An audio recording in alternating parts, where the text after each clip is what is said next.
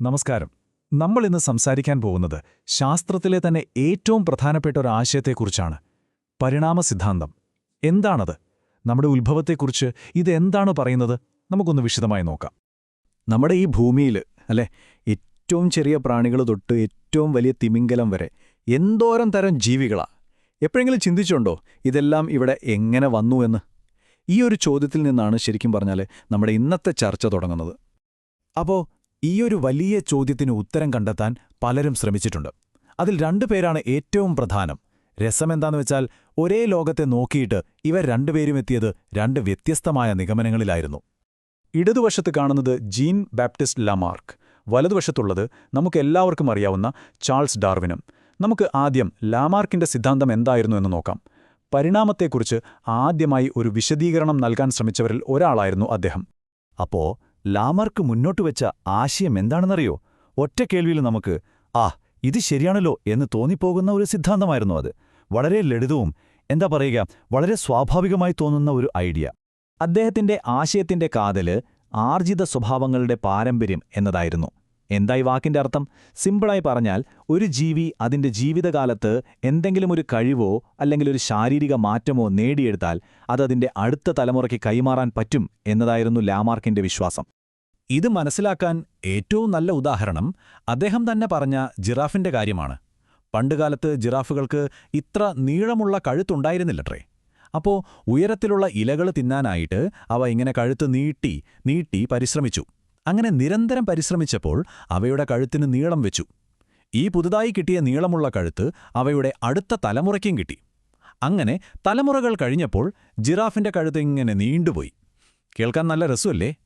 കേൾക്കാൻ നല്ല കഥയാണെങ്കിലും ഈ ആശയത്തിന് ഒരു വലിയ പ്രശ്നമുണ്ടായിരുന്നു. എന്താണെന്നല്ലേ? പിന്നീട് ശാസ്ത്രം തെളിയിച്ചു നമ്മൾ ജീവിതത്തിൽ നേടുന്ന മാറ്റങ്ങളൊന്നും നമ്മുടെ ജീനുകളെ മാറ്റുന്നില്ല എന്ന്. അതായത് ജിമ്മിൽ പോയി മസിലുണ്ടാക്കിയാൽ നമ്മുടെ കുഞ്ഞിന് ആ മസിലുമായി ജനിക്കാൻ പറ്റില്ലല്ലോ. അതുപോലെ തന്നെ ഈയൊരു തിരിച്ചറിവാണ് നമ്മളെ നമ്മുടെ അടുത്ത പ്രധാനപ്പെട്ട വ്യക്തിയിലേക്ക് കൊണ്ടുപോകുന്നത്. അതെ, നമ്മൾ എത്തുന്നത് ചാൾസ് ഡാർവിനിലേക്കാണ്. 1831 അദ്ദേഹം നടത്തിയ ഒരു കപ്പൽ യാത്ര, അതാണ് സത്യത്തിൽ ലോകത്തെക്കുറിച്ചുള്ള നമ്മുടെ കാഴ്ചപ്പാടുകളെ തന്നെ മാറ്റിമറിച്ചത്. അപ്പോൾ 1831 HMS ബീഗിൾ എന്ന കപ്പലിലാണ് ഡാർവിൻ തന്റെ 5 വർഷം നീണ്ട യാത്ര തുടങ്ങുന്നത്. ഈ യാത്രയിൽ അദ്ദേഹം സൗത്ത് അമേരിക്ക, ഓസ്ട്രേലിയ, പിന്നെ ഏറ്റവും പ്രധാനമായി ഗാലപ്പഗോസ് ദ്വീപുകൾ എന്നിവിടങ്ങളിലൊക്കെ പോയി. അവിടെ നിന്നുള്ള ഒരുപാട് സാമ്പിളുകൾ ശേഖരിച്ചു. ഈ യാത്ര കഴിഞ്ഞ് വർഷങ്ങൾക്ക് ശേഷം 1859 അദ്ദേഹം തന്റെ വിപ്ലവകരമായ അപ്പുസ്തകം on the origin of species പ്രസിദ്ധീകരിക്കുന്നത്. അദ്ദേഹത്തിന്റെ യാത്രയിലെ ഏറ്റവും നിർണായകമായ കണ്ടെത്തലുകൾ നടന്നത് ഗാലപ്പഗോസ് ദ്വീപുകളിലായിരുന്നു. അവിടെ അദ്ദേഹം ഫിഞ്ച് എന്നറിയപ്പെടുന്ന ഒരിനം കുരുവികളെ നിരീക്ഷിച്ചു. ഓരോ ദ്വീപിലെയും കുരുവികളുടെ കൊക്കുകൾക്ക് വ്യത്യസ്ത ആകൃതിയാണെന്ന് അദ്ദേഹം കണ്ടു. ചിലതിന് വിത്തുകൾ പൊട്ടിക്കാൻ പറ്റിയ കട്ടിയുള്ള കൊക്ക്, മറ്റു ചിലതിന് പ്രാണികളെ പിടിക്കാൻ പറ്റിയ കൂർത്ത കൊക്ക്. അതായത് ഓരോ ദ്വീപിലെയും ഭക്ഷണത്തിനനുസരിച്ച് അവയുടെ കൊക്കുകൾക്ക് മാറ്റം വന്നിരിക്കുന്നു. ഈയൊരു കാഴ്ചയാണ് ശരിക്കും ആ വലിയ ആശയത്തിന് തീ കൊടുത്തത്. അതെ, ഈ നിരീക്ഷണങ്ങളിൽ നിന്നാണ് അദ്ദേഹം ആ നിർണായകമായ നിഗമനത്തിലേക്ക് എത്തിയത്. അദ്ദേഹം പറഞ്ഞത് ഇങ്ങനെയാണ്: പരിസ്ഥിതിക്ക് ഏറ്റവും അനുയോജ്യമായ സ്വഭാവങ്ങളുള്ള ജീവികൾക്ക് കൂടുതൽ കാലം ജീവിക്കാനും കൂടുതൽ കുഞ്ഞുങ്ങളെ ഉൽപ്പാദിപ്പിക്കാനും സാധിക്കുന്നു. ഇത് വളരെ സിമ്പിളായി തോന്നാമെങ്കിലും ഇതിലാണ് എല്ലാം ഒളിഞ്ഞിരിക്കുന്നത്. അതെ, ആ വലിയ ആശയത്തിന്റെ പേരാണ് പ്രകൃതി നിർദ്ധാരണം അഥവാ നാച്ചുറൽ സെലക്ഷൻ. പരിണാമം എന്ന വണ്ടിയുടെ എഞ്ചിൻ ഇതാണെന്നാണ് ഡാർവിൻ പറഞ്ഞത്. അപ്പോ എന്താണ് ഈ പ്രകൃതി നിർദ്ധാരണം? അതെങ്ങനെയാണ് പ്രവർത്തിക്കുന്നത്? അപ്പോൾ ഡാർവിൻ ഇതിനെ വളരെ ലളിതമായ ചില ഘട്ടങ്ങളായിട്ട് വിശദീകരിച്ചു. ഒന്നാമത്തത് അമിതോൽപാദനം. അതായത് എല്ലാ ജീവികളും അതിജീവിക്കാൻ സാധ്യതയുള്ളതിനേക്കാൾ എത്രയോ കൂടുതൽ കുഞ്ഞുങ്ങളെ ഉൽപ്പാദിപ്പിക്കുന്നു. രണ്ടാമത്തെ കാര്യം വ്യതിയാനം. ഒരച്ഛനും അമ്മയ്ക്കും ഉണ്ടാകുന്ന എല്ലാ മക്കളും ഒരുപോലെയല്ലല്ലോ, ചെറിയ ചെറിയ വ്യത്യാസങ്ങളുണ്ടാകും. മൂന്നാമതായി നിലനിൽപ്പിനായുള്ള സമരം. ഒരുപാട് കുഞ്ഞുങ്ങളുണ്ടാകുമ്പോൾ അവർക്കെല്ലാവർക്കും ജീവിക്കാനുള്ള ഭക്ഷണം, വെള്ളം, സ്ഥലം ഇതൊന്നും ഉണ്ടാവില്ല. അപ്പോൾ സ്വാഭാവികമായും ഒരു മത്സരം വരും. ഈ മത്സരത്തിൽ ആരാണ് ജയിക്കുക? അതാണ് നാലാമത്തെ പോയിന്റ്, യോഗ്യതയുള്ളവയുടെ അതിജീവനം. അതായത് ആ സാഹചര്യത്തിൽ ജീവിക്കാൻ ഏറ്റവും സഹായകമായ ഗുണങ്ങളുള്ളവർ അതിജീവിക്കും. അവസാനം ഈ നല്ല ഗുണങ്ങൾ അടുത്ത തലമുറയിലേക്ക് കൈമാറ്റം ചെയ്യപ്പെടുന്നു. തലമുറകൾ കഴിയുമ്പോൾ ഈ നല്ല ഗുണങ്ങൾ കൂടി വന്ന് അതൊരു പുതിയ ജീവിവർഗമായിട്ട് മാറും. ഇതാണ് പ്രകൃതി നിർദ്ധാരണം. ശരി, അപ്പം നമുക്ക് നമ്മുടെ പഴയ ചങ്ങാതിയായ ജിറാഫിന്റെ അടുത്തേക്ക് തിരിച്ചു പോകാം. ലാമാർക്ക് പറഞ്ഞത് നമ്മൾ കേട്ടല്ലോ. ഇനി ഡാർവിൻ ഇതേ ജിറാഫിന്റെ കഥ എങ്ങനെയാണ് പറയുന്നതെന്ന് നോക്കാം. വ്യത്യാസം നിങ്ങൾക്ക് ശരിക്കും മനസ്സിലാവും. ഇവിടെയാണ് രണ്ട് സിദ്ധാന്തങ്ങളും തമ്മിലുള്ള ഏറ്റവും വലിയ വ്യത്യാസം. ലാമാർക്ക് പറഞ്ഞതെന്തായിരുന്നു? ജിറാഫുകൾക്ക് ആവശ്യം വന്നപ്പോൾ അവ സ്വയം പരിശ്രമിച്ച് കഴുത്തുനീട്ടി ആ മാറ്റം അടുത്ത തലമുറയ്ക്ക് കൊടുത്തു. എന്നാൽ ഡാർവിൻ പറയുന്നത് അങ്ങനെയല്ല. അദ്ദേഹത്തിന്റെ കാഴ്ചപ്പാടിൽ ജിറാഫുകളുടെ കൂട്ടത്തിൽ തുടക്കത്തിലെ പല നീളമുള്ള കഴുത്തുള്ളവരുണ്ടായിരുന്നു.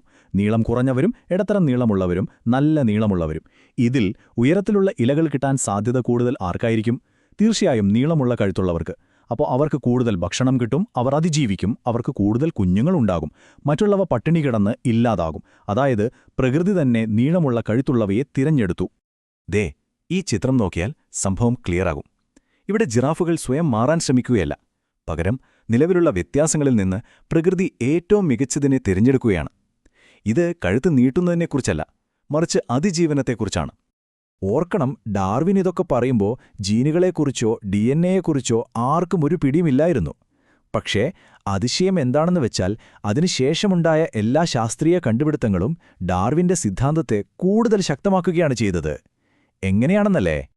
ഇന്നത്തെ കാലത്ത് നമുക്ക് രണ്ട് ജീവികളുടെ DNA എടുത്ത് അവ തമ്മിൽ എത്രത്തോളം സാമ്യമുണ്ടെന്ന് കൃത്യമായി പറയാൻ പറ്റും. ഈ പട്ടിക നോക്കൂ. മനുഷ്യന്റെ ഹീമോഗ്ലോബിനും മറ്റു ചില ജീവികളുടെ ഹീമോഗ്ലോബിനും തമ്മിലുള്ള വ്യത്യാസമാണ് ഇവിടെ കാണിക്കുന്നത്. അതിലെ ആ നമ്പർ കണ്ടോ? 0. മനുഷ്യനും ചിമ്പാൻസിയും തമ്മിലുള്ള ഹീമോഗ്ലോബിനിലെ അമിനോ ആസിഡുകളിൽ ഒരു വ്യത്യാസം പോലുമില്ല.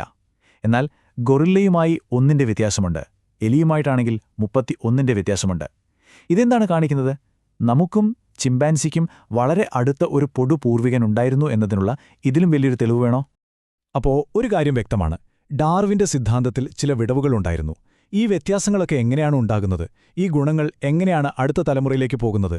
ഇതിനൊന്നും അദ്ദേഹത്തിന് ഉത്തരമില്ലായിരുന്നു. പിന്നീട് ഗ്രിഗർ മെൻഡലിനെ പോലുള്ളവരുടെ ജനിതകശാസ്ത്രത്തിലെ കണ്ടെത്തലുകളാണ് ആ വിടവുകൾ നികത്തിയത്.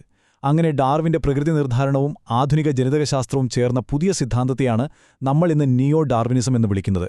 ഇത് കൂടുതൽ ശക്തവും പൂർണ്ണവുമാണ്. അപ്പോ ഡാർവിന്റെ ഈ വലിയ ആശയം ഭൂമിയിലെ ജീവനെക്കുറിച്ചുള്ള നമ്മുടെ സങ്കല്പങ്ങളെ തന്നെയാണ് മാറ്റിമറിച്ചത്. അത് നമ്മുടെ ഭൂതകാലത്തിന്റെ കഥ പറഞ്ഞു. പക്ഷേ അതിന്റെ പ്രസക്തി എവിടെ തീരുന്നില്ല. ഇന്നും വൈദ്യശാസ്ത്രം, ജനിതകശാസ്ത്രം, കൃഷി തുടങ്ങി ഒരുപാട് മേഖലകളിൽ ഈ സിദ്ധാന്തത്തിന് വലിയ പ്രാധാന്യമുണ്ട്. നമ്മൾ എവിടെ നിന്ന് വന്നു എന്ന് മനസ്സിലാക്കി തന്ന ഈ ആശയം നമ്മൾ എങ്ങോട്ട് പോകുന്നു എന്ന് കണ്ടെത്താനും നമ്മളെ സഹായിച്ചേക്കാം, അല്ലേ? അടുത്തതായി നമ്മൾ എന്തായിരിക്കും കണ്ടെത്തുക?